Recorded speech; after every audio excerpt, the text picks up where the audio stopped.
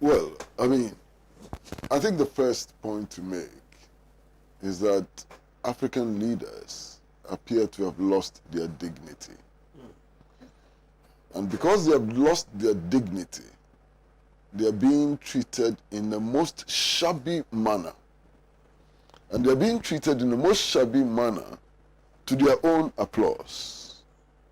I am embarrassed by this so-called meeting between the presidents of Nigeria and Kenya with the U.S. Secretary of State. It's embarrassing. Now, one, since Joe Biden came to power, he has been all over the world, meeting his colleagues, foreign ministers, and so on, of smaller countries. Countries which don't have the endowment of Nigeria. Nigeria is a major country. It has a population in excess of 200 million. That is what Nigeria is. Nigeria exploits 2 million barrels of oil a day. Nigeria is a major player in world affairs. Anthony Blinken is not talking to the Nigerian foreign minister, he's talking to the president. You understand? It makes me sick. Quite apart from that, Blinken has been all over the world, traveling all over the world, meeting people, discussing American foreign policy and so on. When it comes to Africa, he says, no, I'm not traveling. We'll do Zoom call because I'm afraid of COVID-19. What rubbish. Is Africa the epicenter of the pandemic? We are not. His own country is topping the world in terms of the figures. And then when it comes to Africa, he will not even travel to meet the heads of states. He will do Zoom call with them, and they are happy. Unbelievable. You put that aside. What right has the United States of America got to be defining who Africa's friends are? Africa's friends will be determined by the African people themselves, not by the United States of America. In the days when we were struggling against apartheid, in the days when we were struggling for national liberation and so on, where was the United States of America? The United States of America worked against our interests. The United States of America worked for the colonialists, worked for the racists, worked for the apartheid. How dare them turn around and tell us who our friends should be or who our friends are? They should listen to Nelson Mandela. When they made noises about the relationship that was being established between South Africa, after apartheid, and Cuba, Nelson Mandela told them in plain words that they have no right to tell them who their friends were. And that South Africans are keenly aware of the fact that when they were in the trenches, Cuba was there with them, the US was not there with them. This is Nelson Mandela. And this holds true even today. The United States of America would not tell us who our friends are. We know our friends. We know our problems. We have the capacity to solve our own problems. We may need friends, but we need friends who understand the conditions in which we are. We need friends who are not going to impose their culture, their understanding of the world and so on us. Why? Anthony Blinken is telling us that we should be wary of the Chinese. Let the United States give you $1. It comes with conditions. You understand? It comes with conditions which makes you their surrogate. China brings aid without those conditions. China doesn't have a superior attitude when it is dealing with African states. China doesn't have a superior attitude when it's offering aid. China doesn't want to count the number of newspapers you have in your country before they give you aid. China gives aid because the people of Africa, the people of Asia, and the people of Latin America need to make advancements in enhancing their industries, in meeting their social obligations and so on. That's why China gives aid. So Chinese aid is substantially different from aid from the West. And we need to recognize that. In any case, whether we are going to take Chinese aid or not would not be decided by the United States of America. It ought to be decided by the African people themselves.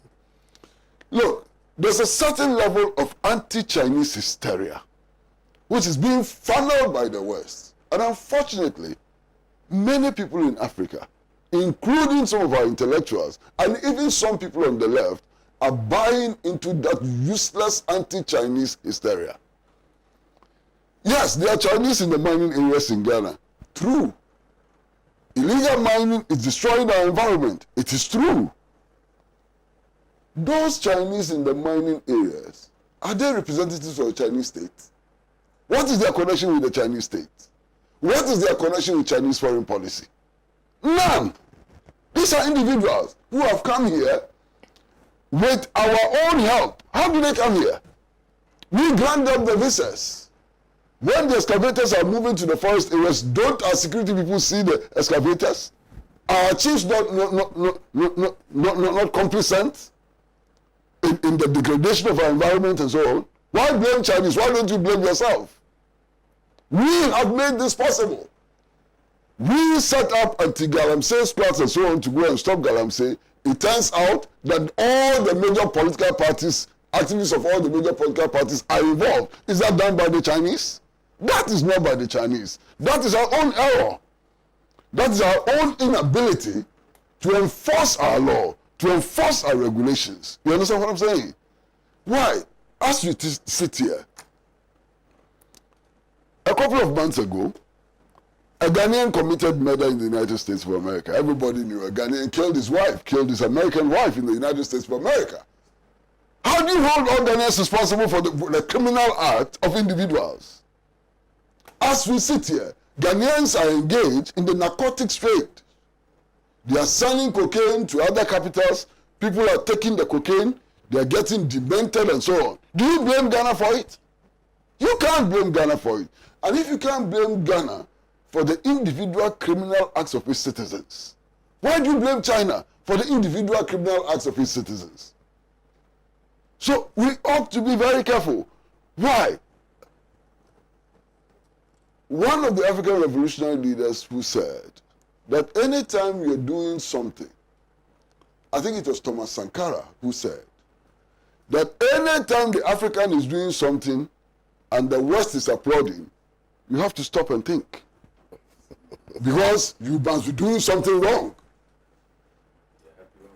You understand? So when they meet our leaders, these leaders, when they meet them, and they say these things and so on, we should be careful. In any case, what was all this about, this meeting?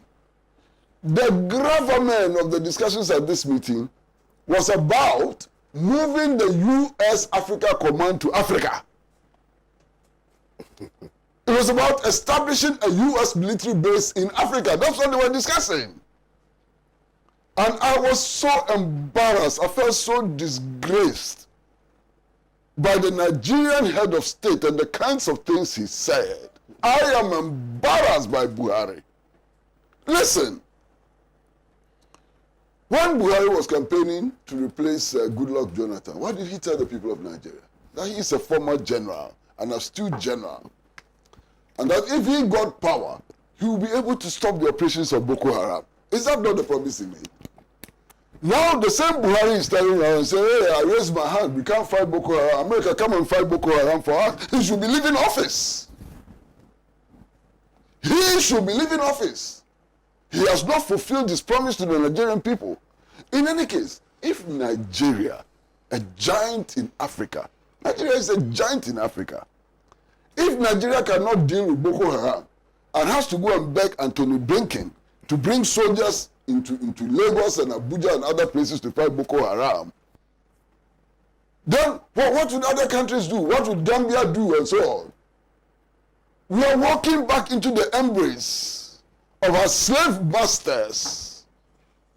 We are walking back into the embrace of our neo-colonial and colonial oppressors and exploiters. That is what we are doing. And these African leaders are doing that without blinking an eye, without any shame. What an embarrassment. Look, some time ago, it was in the early 2000s, if you all remember, the US president was visiting Senegal. And to my surprise and horror, the US embassy actually issued a statement saying that African leaders who wanted photo opportunity with their president, they should go to Senegal. And to my horror, African leaders started jumping onto aircrafts to go and take photographs with the US president in Dakar. Look at our leaders. Photo opportunity. Our leaders are looking for photo opportunity. Look at our leaders acting like babies, like day nursery boys and girls. So embarrassing. Africa will determine its own friends. Africa will determine its own path to development. Africa will take instructions from nobody. Africa will take instructions from nobody about who our friends should be and who our friends should not be. Africa will take no instructions from nobody about what our development pattern should be.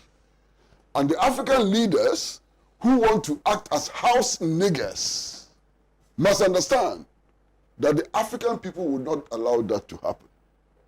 We need leaders in Africa who have a vision of prosperity for the African people, a vision which deepens the independence of the African continent, a vision which unites the African continent in a struggle against poverty, in a struggle against underdevelopment, in a struggle for prosperity. Leaders who are lying prostrate before the forces of imperialism, begging for soldiers to come and deal with insurgencies in their countries and so on, are no leaders at all. And they will be rejected by the masses of Africa. They will be replaced by the forces in Africa, the forward-looking forces in Africa, who want to build an Africa without a bomb, an Africa without a foreign military base, an Africa capable of standing on its own amongst the continents of this world. I'm embarrassed by Buhari and the Kenyan leader and the manner in which they have degraded us and stampled on our dignity. It's embarrassing.